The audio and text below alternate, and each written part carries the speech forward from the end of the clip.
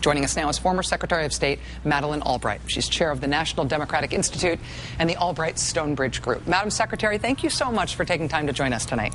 Great to be with you, Rachel, and terrific coverage. Thank you for asking me. Oh, well, thank you for the compliment.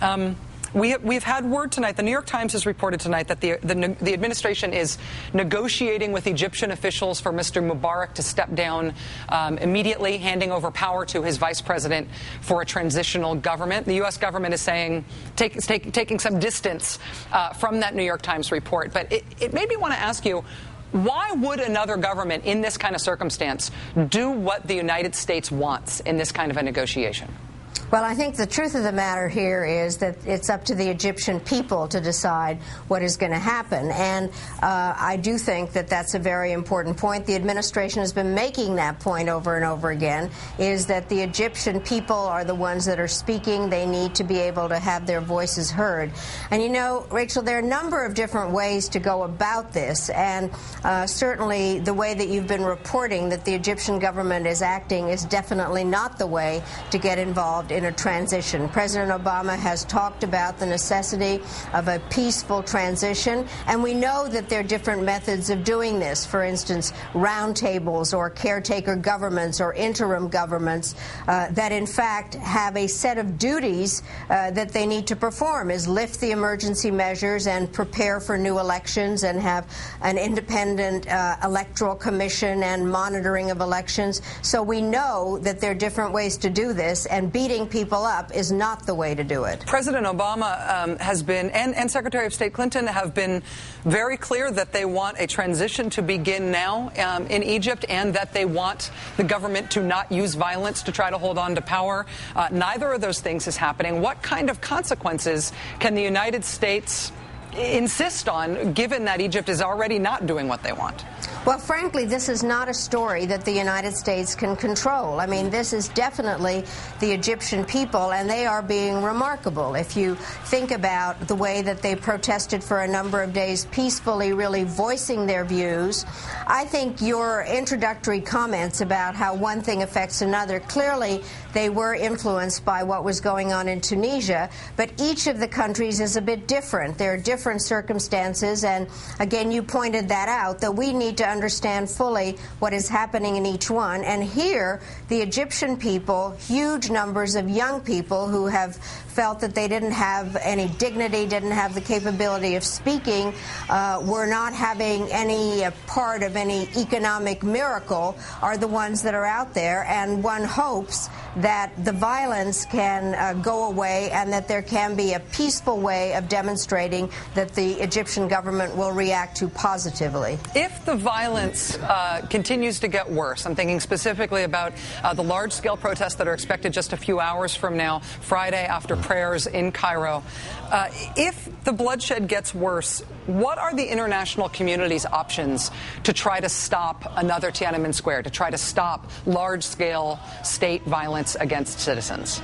I think it's actually, I hate to say this, very difficult, because the international community can make statements. A number of the leaders have already spoken about this, including obviously President Obama and other leaders, and to make it very clear that this is an unacceptable way to behave. But ultimately, you pointed out that the peaceful approach to this is the only way, and Egypt is a great country with an incredible history, and one would think that the statement that President Mubarak made, that he was a great patriot, that he would get the picture. That this is not the way to make sure that Egypt as a country is respected, but it's very hard for the international community to interfere. This is an Egyptian issue, and the Egyptian people are speaking very loudly, which is why, frankly, all your points about the journalists is so well taken. This story has to be out there.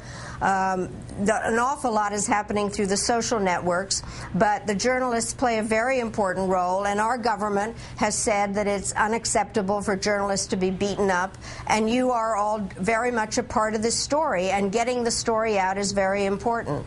Madam Secretary, because Egypt has been such a major recipient of U.S. aid, obviously most of it military aid, but in general, in terms of the total amount they get from us, it's a ton. We only give more money, as far as I understand it, to Israel.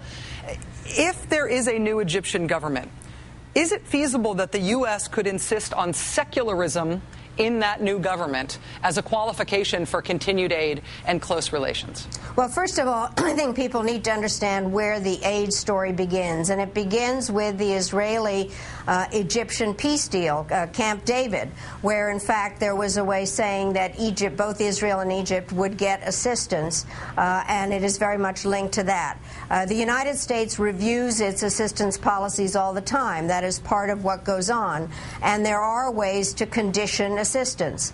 But I think that people need to understand what the genesis of the assistance is. But obviously, it is one of the tools that is in the national security toolbox in terms of affecting the behavior of a government. Now, the other part that I think is really important to think about is that there are numbers of groups that are demonstrating. Among them are Muslims who want, in fact, to be part of a peaceful government. And I think something that has not been mentioned is the example, for instance, of Indonesia. Suharto, who had been a dictator, was ousted in the late 90s, and he was replaced by a moderate Muslim secular government. And so it is, people talk about the Iran model, but there is the Indonesian model, and I think that where we should be looking for various groups within Egypt that are part of what is known as the People's Parliament, that they are already talking about how to create a government that would be inclusive with secular Muslims in it, that would obviously allow women to vote, and do some of the things that Secretary Clinton talked about in her speech at Doha. Do you have an assessment of where the Egyptian Muslim Brotherhood right now would fall on the sort of continuum between Iran and Indonesia, as you've spelled it out?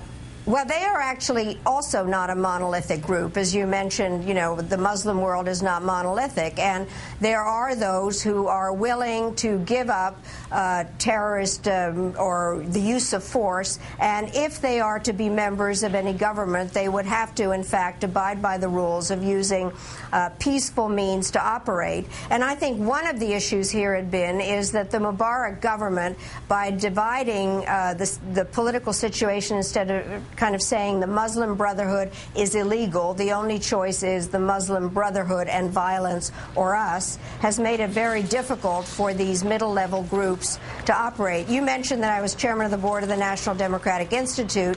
We have been working within Egypt for a long time in terms of developing various aspects of civil society and talking to various and dealing with opposition groups who are prepared to participate in a fair and free election. The thing that started this off was that the last parliamentary elections were completely fraudulent.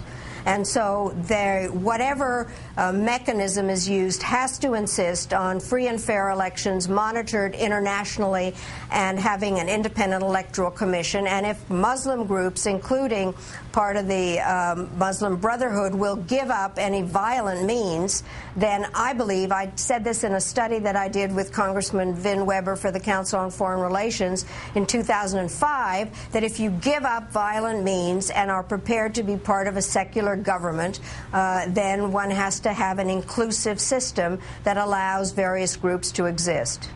Former Secretary of State Madeleine Albright helping us make some news tonight in terms of potential diplomatic means forward. Thank you very much for your time tonight. Really appreciate it. Thank you, Rachel.